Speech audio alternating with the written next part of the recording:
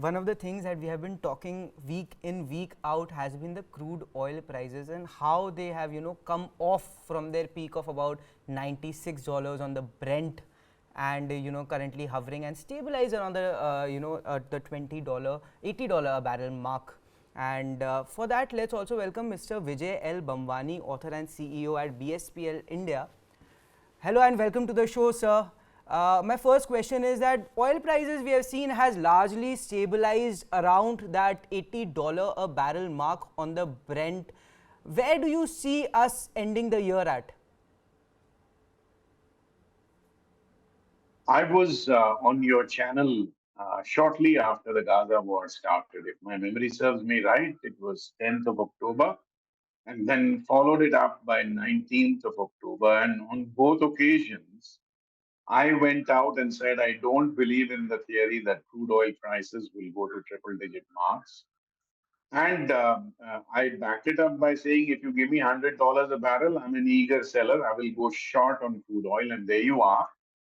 And remember, I was talking about WTI crude, not Brent, because India does not really buy Brent here.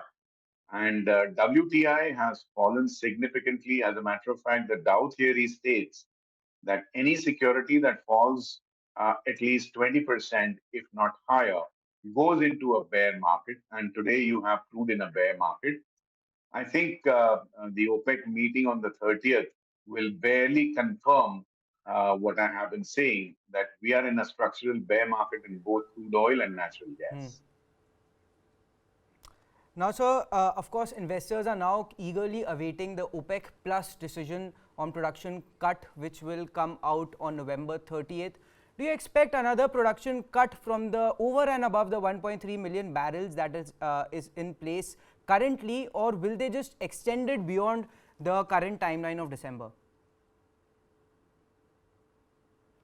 Well, rate cuts, output cuts have not really worked well. It's been proved. And I am sure I said this on your channel earlier, but there is a parallel market in commodities, especially crude oil, a little bit also in natural gas, but crude oil is rampant.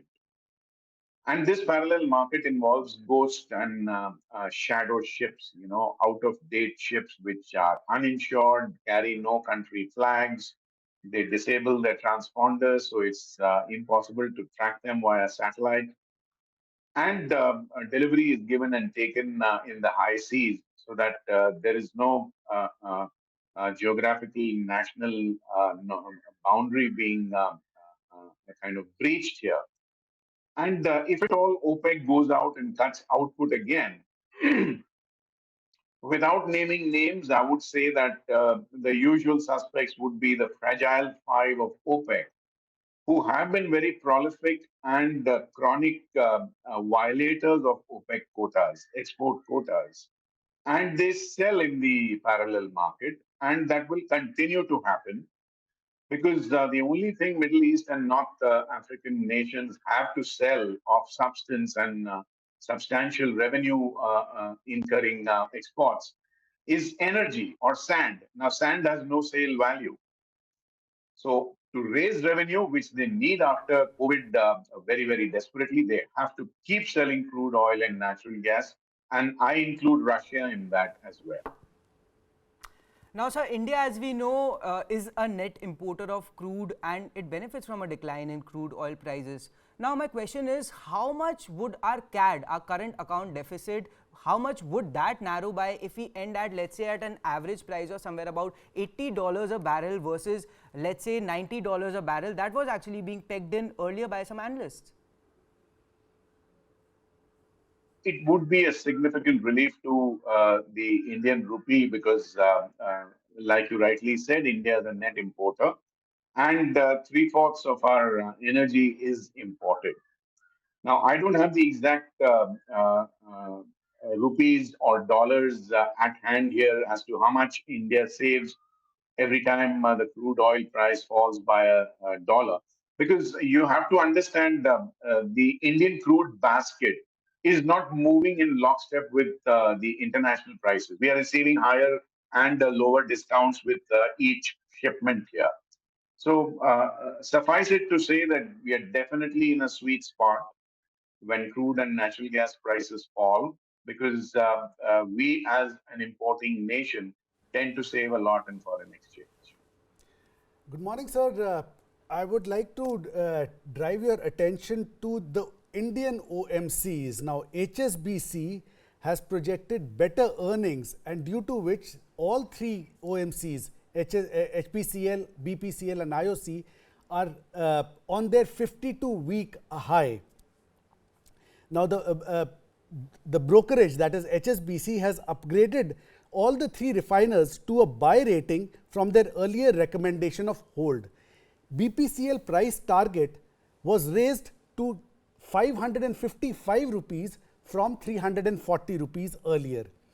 HPCL's target was raised to 375 rupees from an earlier target of 215. Indian Oil, along with the upgrade, also received a hiked price target of 130 rupees, up from 80 rupees earlier. HSBC in its report has mentioned that the performance of oil marketing companies has improved in the first half of this financial year, which has boosted their cash flows, and their decent refining margins are also adding on to the profits. So my question to you, sir, is the softening of oil prices have benefited the OMCs like BP, all the three that we have named, BPCL, HPCL, and IOC, that have rallied 20 to 30% in just 1 month. Do you share HSBC's optimism of the target pricing hiked by as much as 70% on an average? Well, you see, this sweet spot is only as long as crude oil prices are falling in the overseas markets, but they're not falling at the pump. You have to understand that we are facing general elections in approximately 6 months. At some point in time, prices at the pump will need to come down.